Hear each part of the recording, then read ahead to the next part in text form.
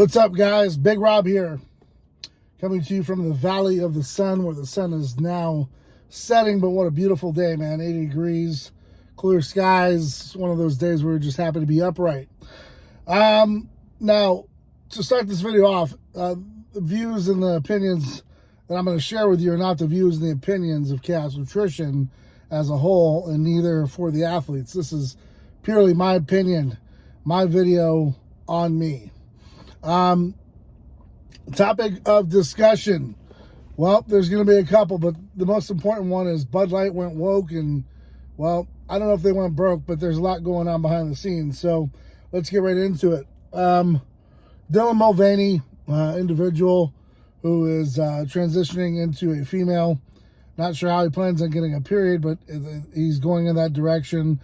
I guess the issue with Bud Light was that he became a spokesperson for Bud Light, and they celebrated his 360th day as a man getting closer to becoming a female, and Bud Light stepped all in it. I mean, they made a big mess of this, and calculated though. I want to add that.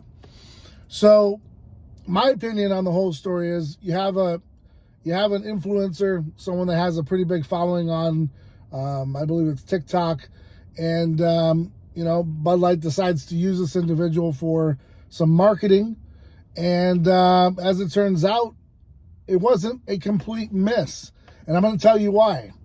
You see, 10 years ago, this would have never been able to get any air. But now, 10 years later, Budweiser, Anheuser-Busch decided, you know what, let's take a shot on this. And they did.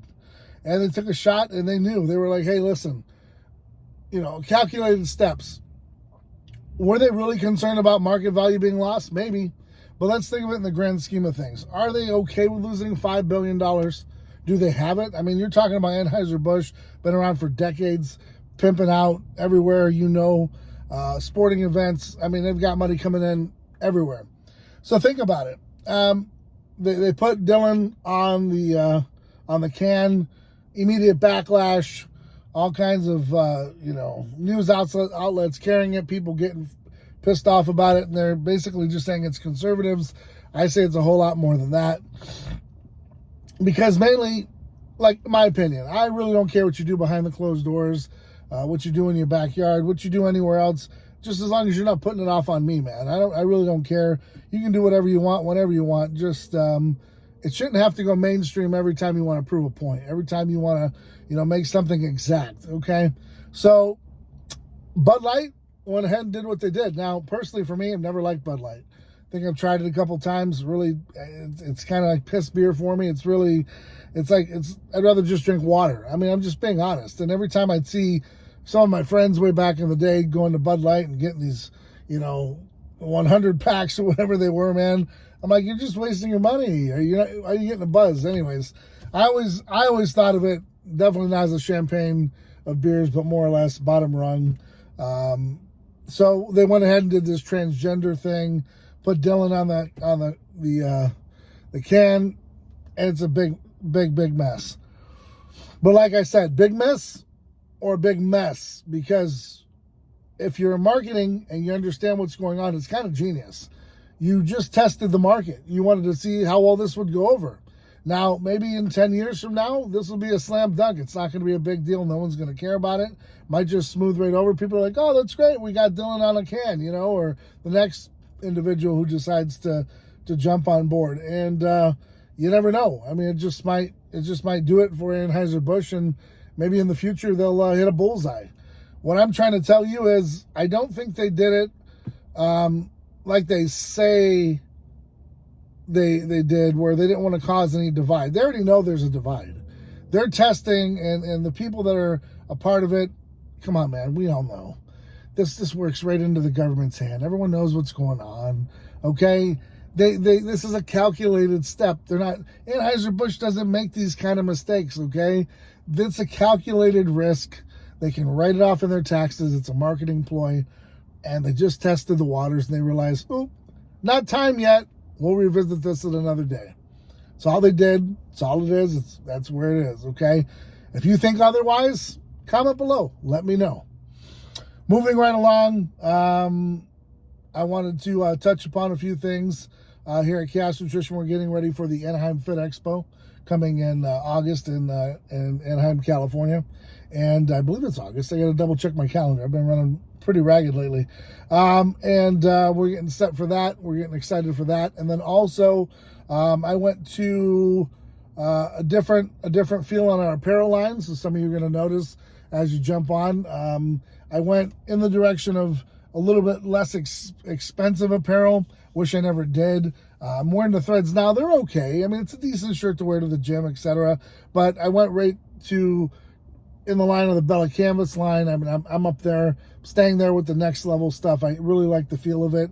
For me personally, though, I don't like the way that it hugs. I'm a bigger guy. I like for things to flow a little different. But for those of you that are, like that kind of structure and fit, it's definitely there for you. And I've got our other apparel that can, fit for us bigger guys. So, but you're just going to have to buy a size bigger. So that's what I tell you guys. If you're buying the next level and you're buying that type of product like the Bella Canvas, definitely if you're like a 2X, try a 3X, see how that fits, because it's going to hug you in different spots. And we're not all male models here, man, let's face it. So we got to get in where we can and make it look good. But the feel of the fabric, yeah, it's just totally different.